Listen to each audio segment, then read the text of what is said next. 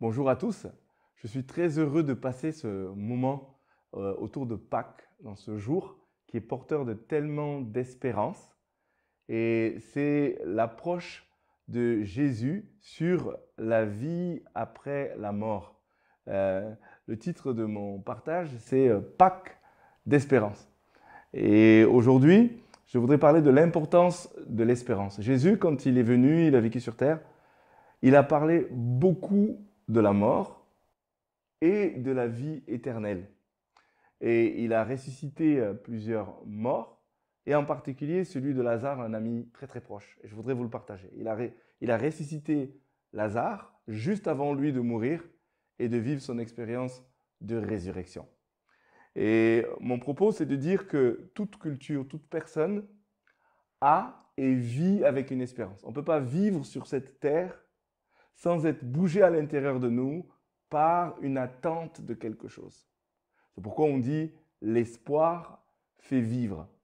Tout homme, toute culture a au fond, consciemment ou pas, un moteur intérieur qui espère quelque chose. Et on peut l'espérer ici-bas, mais in fine, en nous, il est inscrit une attente, des désirs profonds de quelque chose qui est au-delà même de ce qu'on peut expérimenter ici. Ça, c'est le propre de l'être humain.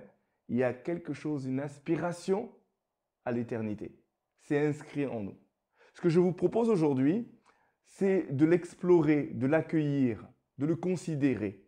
Il y a des attentes profondes qui ont un trait à ce que moi je résumerai ici, la vie éternelle, ce que Jésus lui appelle la vie éternelle.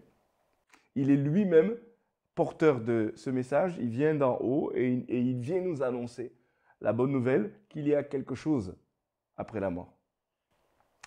Alors je vous disais, si on n'arrivait pas à transcender, c'est-à-dire à trouver des réponses au sens de la vie, en fait, l'espérance, c'est quoi? C'est de définir le sens de la vie. Et parce que je définis le sens de la vie, ça conditionne, ça détermine finalement la force que j'ai de cette attente, de ces désirs profonds. En prendre conscience et puis mettre toute son énergie pour réussir à le vivre ici-bas et puis aussi avoir une perspective éternelle. C'est très important de surmonter le fait qu'il y a le sens, il y a du sens à la vie.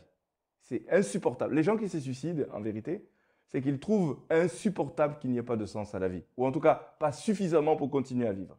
Et si on vit, pour vivre pleinement, il faut une intensité d'attente, d'espérance que quelque chose vient, qu'il y a du sens à cette vie. Et je suis en train de cheminer vers la réalisation de ce qu'il y a d'inscrit en moi comme expectative d'accomplir ce que je comprends de ce sens.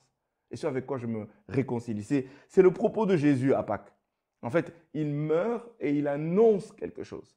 Et il meurt intentionnellement. C'est ce qu'on va découvrir. Et je voudrais nous proposer donc juste une définition que j'ai commencé à donner.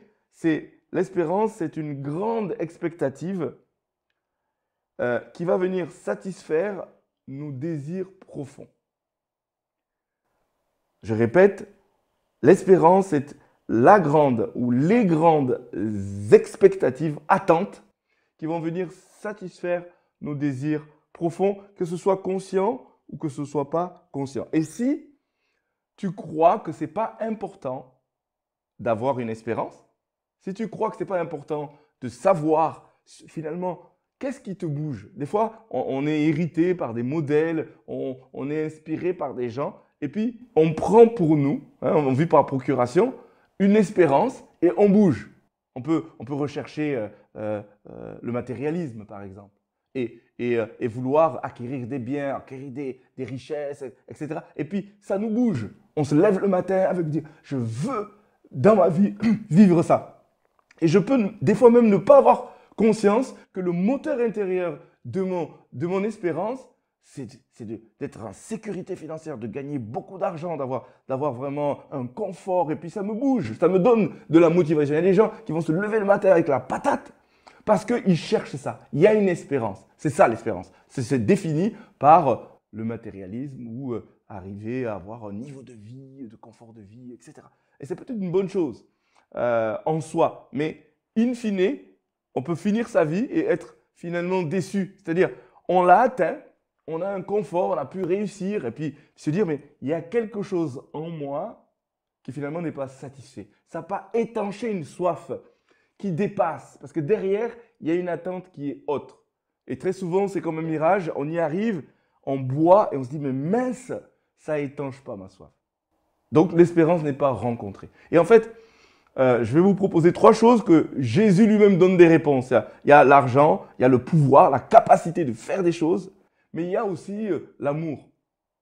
On peut vivre avec le désir de se marier et puis d'aimer et d'être aimé. Et c'est profond en nous.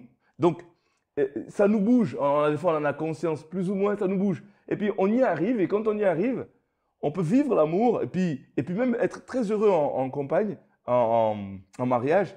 Mais à la fin, on a bu, puis il reste quelque chose. Il dit, mais il n'y a pas plus. Il n'y a pas plus. C'est que ma soif en moi, elle est grande, mais quand j'ai bu, j'ai l'impression que j'ai encore soif. Et j'y reviens une fois, et j'y reviens 2 fois. Et je peux même être épanoui en couple, mais il y a en nous une espérance, une attente, des désirs profonds encore plus grands.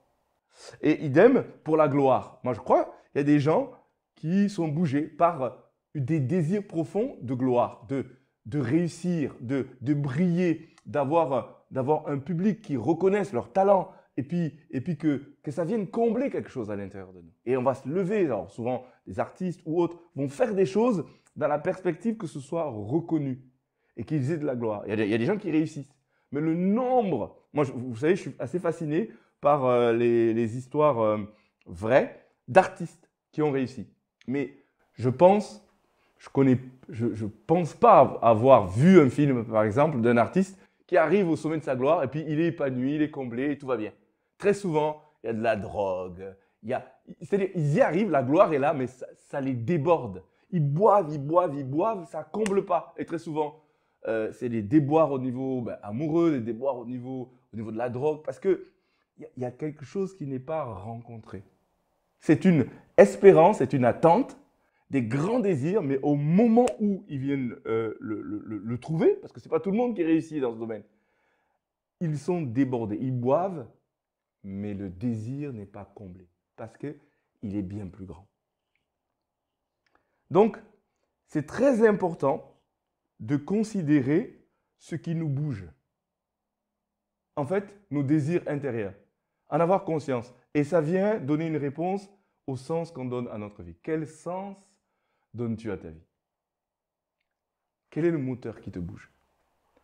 Et je voudrais dire que Jésus est venu sur ces 3 dimensions donner des réponses profondes. Si vous lisez l'Évangile, je vous invite à lire l'Évangile, au niveau de l'argent, Jésus dit très clairement, il fait un rapport entre l'argent et la manière dont tu le traites, la relation que tu as avec la vie éternelle. C'est curieux, pour lui, c'est évident. Et il nous dit, utilise cet argent, investis-le dans des personnes, sois généreux. Et il y a une scène biblique qui est vraiment très touchante. Il y a un homme pieux qui aime Dieu, qui est riche, qui demande à Dieu, mais qu'est-ce que je dois faire pour hériter la vie éternelle? On est vraiment dans la vie éternelle. Et il lui dit, et je vous fais l'histoire courte, vends tous tes biens et suis-moi.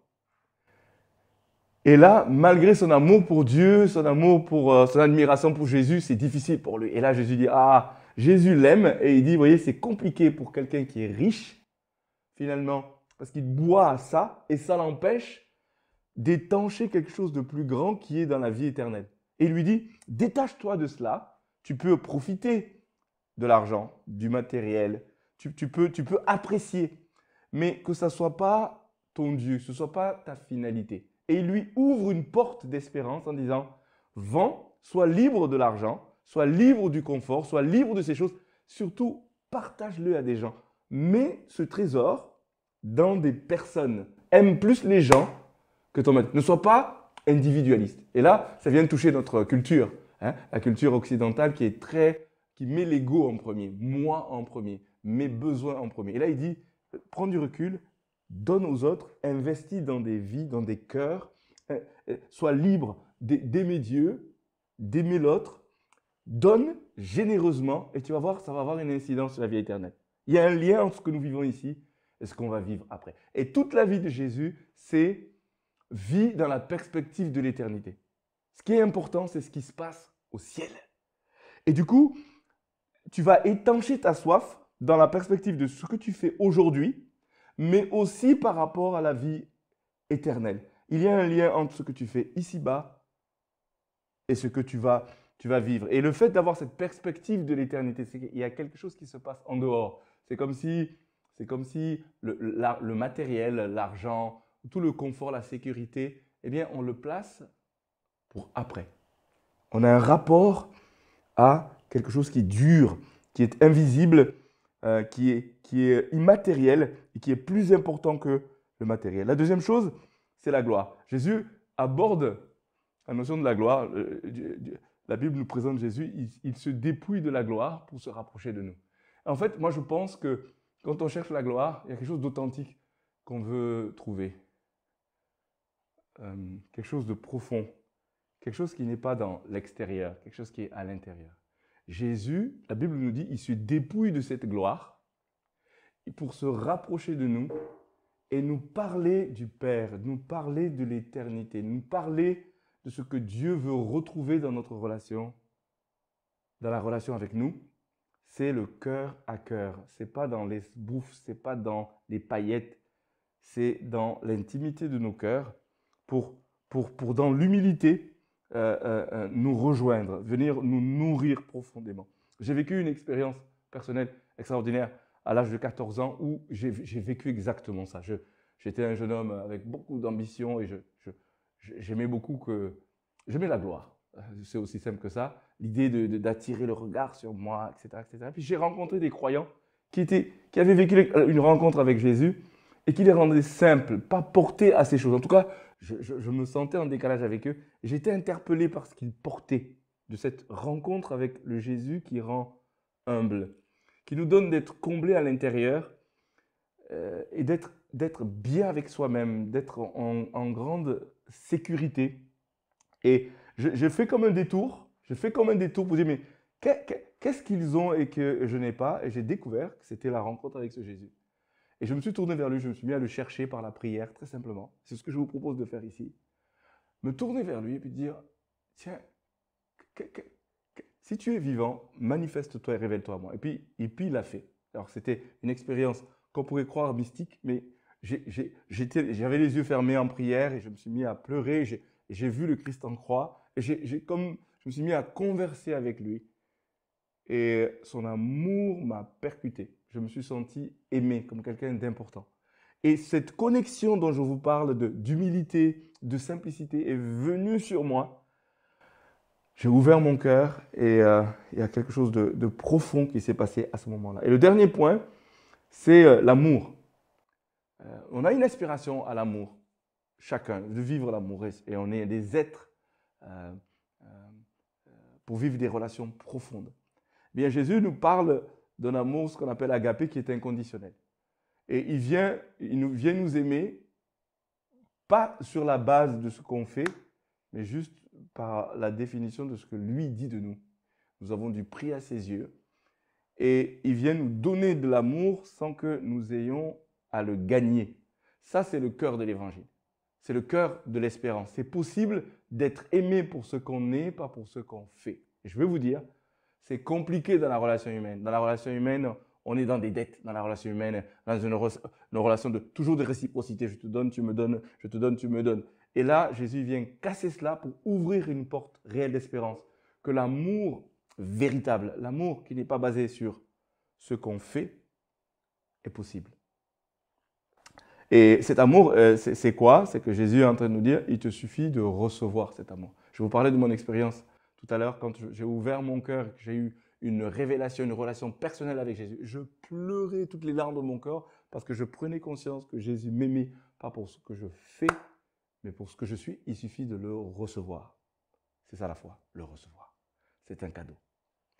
Et je finis par donner l'exemple de Jésus qui ramène à la vie un ami et il est loin. Pendant 4 jours, il est éloigné du lieu où son ami meurt, à Béthanie. Et il revient. Quand il revient, ça fait déjà 4 jours qu'il est enterré. Et Jésus dit et fait des choses extraordinaires qui ouvrent la porte d'espérance pour chacun d'entre nous. Il est mort et puis ses sœurs, Marthe et Marie, viennent lui dire « Seigneur Jésus, si tu avais été là, eh bien notre frère ne serait pas mort. » Et il dit une chose, il dit « Je suis la résurrection et la vie. Celui qui croit en moi ne mourra pas. » C'est des paroles que personne n'a prononcées et ne prononcera parce que Jésus seul est capable de le prononcer. Et c'est Jésus seul qui ouvre la porte réellement de l'espérance. C'est qu'il y a une vie après la mort, mais il faut maintenant placer sa foi, croire en cette parole.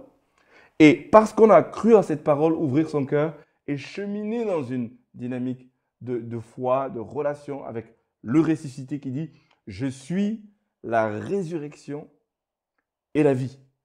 C'est lui qui donne la vie. Il a dit des paroles aussi fortes que « Je suis venu pour donner la vie et la vie en abondance ». La vie est en lui. Celui qui croit, celui qui reçoit, celui qui place sa confiance dans l'œuvre qu'il fait. En fait, il vient, et c'est là la bonne nouvelle, il vient mourir par amour pour nous, à notre place, pour que nous ayons la vie éternelle. Pour que nous ayons cette espérance profonde que l'amour véritable existe, que la gloire véritable existe, et puis que l'autorité, le pouvoir, l'argent, ces richesses-là véritables existent. Mais ce n'est pas les modèles qu'on voit, qui sont des mirages qu'on voit et qui étanchent pas notre soif. Quand on reçoit le ressuscité, celui qui donne la vie véritable, eh bien notre vie est profondément transformée dès maintenant et pour l'éternité. C'est pourquoi je vous souhaite une joyeuse Pâques, mais dans la vie et dans la promesse de la vie éternelle en Jésus-Christ.